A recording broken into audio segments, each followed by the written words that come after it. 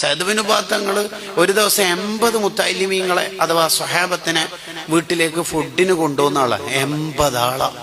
ഇത് കണ്ട് പഠിച്ച മോനാണ് ഈ ഖൈസറുല്ലാഹ്. 10 ഗുണം 10 ഗുണം എന്നോണം ഹാഫിള് ദഹബി പറയുന്നുണ്ട്.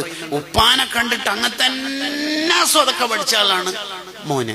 പൊതുവെ പല പ്രമാണിമാരുടെയും സ്വതക്ക മക്കൾ പഠിക്കൂല.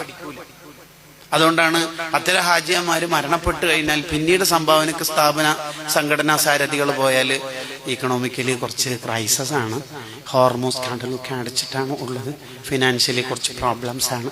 ഇതൊക്കെ പിശുക്കിന്റെ ഇംഗ്ലീഷാണ്, അല്ലാണ്ട് വേറെ ആയത്തിന്റെ നമ്പറൊന്നല്ല സംഭവം. അതെന്തുകൊണ്ടെന്ന് വെച്ചാൽ ഉപ്പ ഇത് പഠിപ്പിച്ചിട്ടില്ല.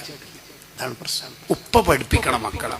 കിതാബിൽ കാണാം, ഇത് കാണാ, മക്കളെ നമ്മൾ ഒരിക്കലും പിശുക്ക് പഠിപ്പിക്കാൻ പാടില്ല. മക്കളെ നമ്മൾ ആരെങ്കിലും അങ്ങനെ പിശുക്ക് പഠിപ്പിക്കോ? പിശുക്ക് പഠിക്കണം, പിശുക്ക് ജീവിതത്തിൽ പുലർത്തണം, രാവിലെ വൈകുന്നേരം പിശുക്ക് കഴിക്കണം, അങ്ങനെ ആരെങ്കിലും പഠിപ്പിക്കോ? പിന്നെ എങ്ങനെ പിശുക്ക് പഠിപ്പിക്കാന്ന് പറഞ്ഞാൽ? പിശുക്ക് പഠിപ്പിക്കാന്ന് പറഞ്ഞാൽ അതിന് വ്യാഖ്യാനം എന്താന്ന് വെച്ചാൽ, മക്കൾ നമ്മൾ സ്വതക്ക ചെയ്തത് കണ്ടുകൊണ്ടേയിരിക്കണം. മക്കളെ മുമ്പ് നമ്മൾ സ്വതക്ക കൊടുക്കണം, എന്നാലേ അവരുടെ മനസ്സിൽ നിന്ന് പിശുക്ക് പോവുള്ളൂ എന്നാണ്.